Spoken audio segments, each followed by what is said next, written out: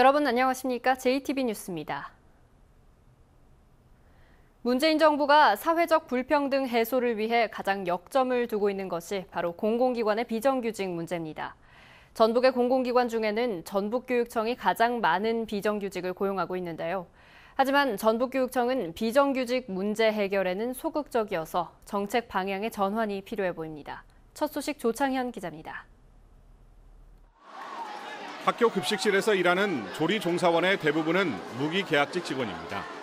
하지만 신분만 보장될 뿐 처우는 과거 계약직일 때와 비슷합니다. 방학 기간에는 임금을 받지 못하고 월급도 시급으로 계산하고 있습니다. 이렇듯 무늬만 정규직인 무기계약직과 기간제를 포함해 학교 비정규직 인원은 5,700여 명, 영양사와 조리 종사원, 교무실무사, 각종 상담사 등 무려 48개 직종에 분포돼 있습니다. 상당수가 교원 업무를 줄인다는 명목으로 늘어난 인원입니다. 급식 늘어나는 거 하고 또 이제 교원 업무 경험한다고 해서 여러 직종들이 생겨났죠. 교무실무사랄지 뭐 복지사랄지 선생님들이 다 못하니까 그 업무들을 줄여나간다고. 새 정부는 사회적 불평등 해소를 위해 비정규직 문제 해결을 역점 사업으로 추진하고 있습니다. 하지만 비정규직 문제를 대하는 전북교육청의 입장은 소극적이고 경직돼 있습니다. 지방노동위원회에서 부당해고 판정을 받은 학습 상담사를 복직시키지 않고 있으며 비정규직 처우 개선에도 예산 핑계를 대며 적극적으로 나서지 않고 있습니다. 그냥 부르는 이름만 비정규직에서 정규직이다 하는 것이 아니라 실제 그에 맞게 임금이나 처우 개선도 이루어져야 하는 것이 전라북도 교육청이 향후 좀 챙겨야 될 부분이 아닌가. 도내 공공기관 가운데 비정규직 인원이 가장 많은 전북교육청. 배려와 평등이라는 교육의 기본 가치를 실현하기 위해서라도 학교 현장 내 비정규직 문제 해결을 위한 정책 전환이 시급하다는 지적입니다. JTB 뉴스 조창현입니다. 전주시 근로자복지관의 목욕탕이 공과금 체납으로 갑자기 문을 닫아 이용 회원들이 피해를 보고 있습니다. 수탁단체는 과거 무단 재위탁으로 물의를 빚기도 했는데 13년째 계속 관리를 맡겨온 전주시의 행정에 비판이 일고 있습니다. 권대성 기자입니다. 전주시가 지난 2005년 51억 원을 들여 만든 근로자 종합복지관입니다. 완공과 함께 한 단체에 운영을 맡겼습니다. 수탁단체는 수익사업으로 목욕탕과 헬스장을 운영하고 있는데 한 달 전 갑자기 목욕탕 운영을 중단했습니다. 수도요금 등을 제때 못 내 단수가 됐기 때문으로 이용요금을 미리 낸 회원만 600명이 넘습니다. 갑자기 닫은 거죠. 전기, 수도 때문에 그런 것 같아요. 그 환불은 받으셨어요? 아니요. 해당 단체는 지난 2012년에는 시설을 무단 재위탁하고 억대의 보증금을 단체 고위 간부가 개인적으로 이용해 물의를 빚었습니다. 하지만 전주시는 해당 단체에 계속 운영을 맡겨왔고 올해 다시 3년간 수탁단체로 선정해 논란이 일고 있습니다. 지난 12년 동안 어떠한 경쟁도 없이 독점적으로 위탁 운영하면서 많은 문제점을 일으켰습니다. 그럼에도 책임지지 않고 전시 또한 봐주기로 일관하고 있습니다. 전주시는 정상화가 가능한지 따져보겠다고 밝혔습니다. 정상화가 어렵다라고 판단됐을 때는 당초대로 해지하는 것도 지금 검토할 계획입니다. 수십억 원을 들여 지은 근로자 복지관이 전주시의 안이한 행정에 제대로 사용되지 못한다는 비판이 커지고 있습니다. JTB 뉴스 권대성입니다. 새만금의 수질을 개선하기 위해 왕궁축산단지 개선 사업에 지금까지 1,400억 원이 투입됐는데요. 근본적인 해결책인 가축 사육두수 감축이 제대로 이루어지지 않아 헛돈만 쓰는 건 아닌지 우려됩니다. 정원희 기자입니다. 새만금 유역의 주 오염원으로 지목된 주기호 저수지입니다. 인근 축산단지에서 나온 분뇨가 수십 년 동안 쌓이면서 바닥까지 시커멓게 썩었습니다. 30년 만에 이 저수지가 생태 습지로 탈바꿈했습니다. 저수지의 물길이 이어지는 익산천 2.8km 구간도 자연형 하천으로 거듭났습니다. 악취를 확실하게 제거를 했고 또 새만금 사업에 영향을 미치는 수질까지 개선을 하게 됨으로써 앞으로 이 지역은 새로운 희망의 땅이 되었다. 정부와 전라북도, 익산시는 새만금 수질을 개선하기 위해 이 같은 왕궁 환경 개선 사업에 1,400억 원을 쏟아부었습니다.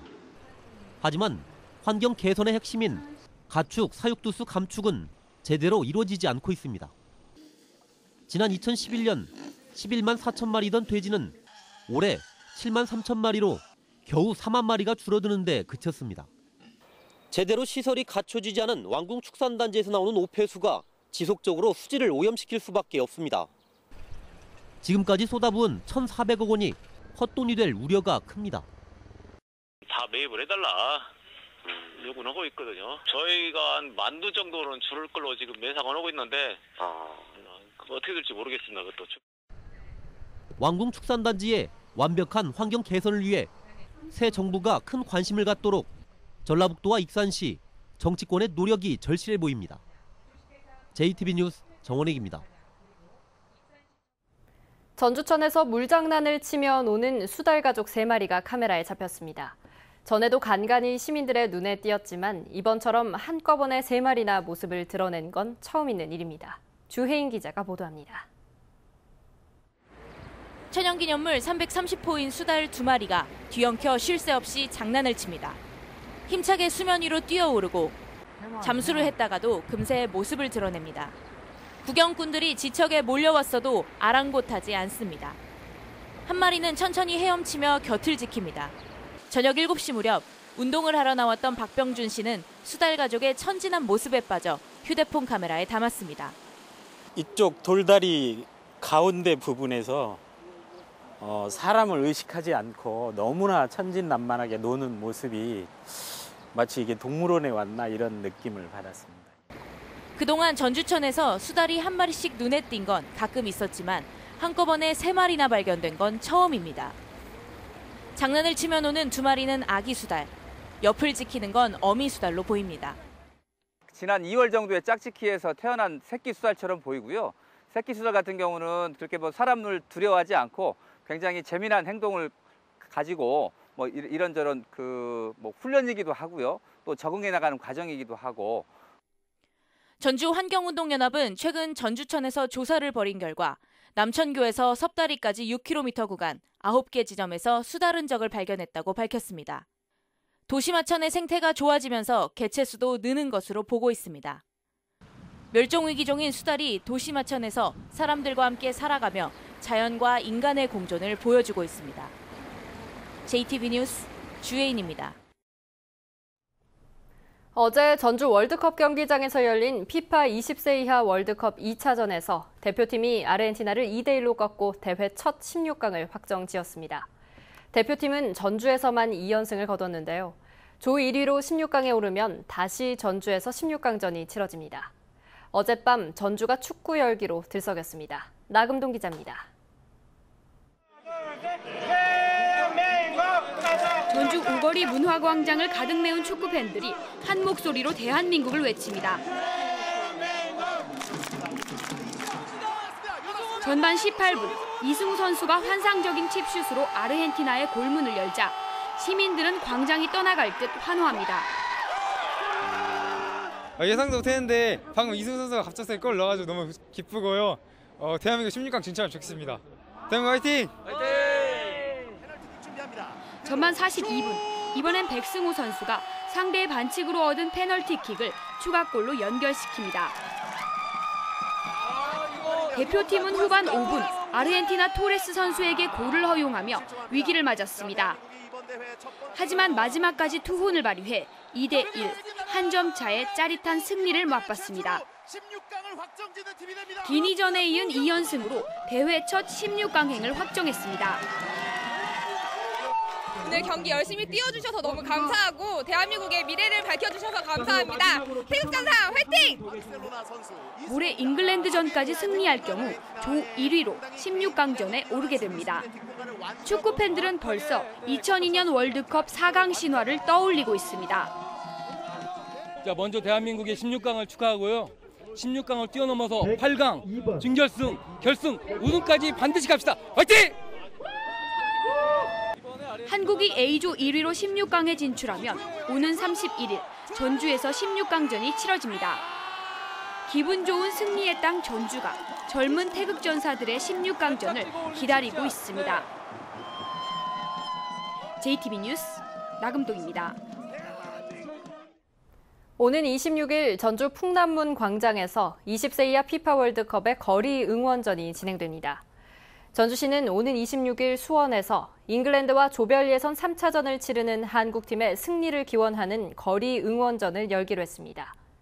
전주에서 2연승을 거두어 16강 진출을 확정한 한국팀은 잉글랜드와 비기기만 해도 오는 31일 전주에서 16강전을 치릅니다. 익산에 국내 최대 규모의 연료전지 공장이 준공됐습니다. 순창군이 전 군민을 대상으로 자전거 사고 단체 보험을 가입했습니다. 김철 기자입니다. 주식회사 두산이 익산 제2일반산업단지에 모두 400억 원을 들여 국내 최대 규모의 연료전지 공장을 준공했습니다. 연료전지는 수소와 산소의 전기화학적 반응을 통해 전기와 열을 생산하는 발전기로 연간 가동률이 높고 설치 면적이 작아 친환경적인 발전 설비로 평가받습니다. 익산시는 공장 준공으로 모두 110명이 새 일자리를 얻었다고 밝혔습니다. 진안군이 고려 초 청자 가마터로 추정되는 도통리 중평 청자 가마터의 국가문화재 지정을 추진하고 있습니다. 진안 청자 가마터는 벽돌 가마에서 진흙 가마로 이행하는 청자 가마의 변화를 보여주는 데다 당시 가마의 구조가 뚜렷해 중요한 유적으로 평가받고 있습니다.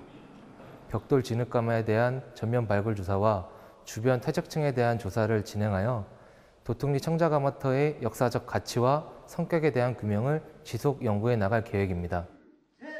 남원시 운봉읍 황산정에서 고 이병희 선생의 제막식이 열렸습니다. 남원시는 이병희 선생이 토지를 무상으로 제공한 덕분에 이성계 장군의 황산 대첩을 기리는 궁도장 황산정을 건립할 수 있게 됐다고 설명했습니다.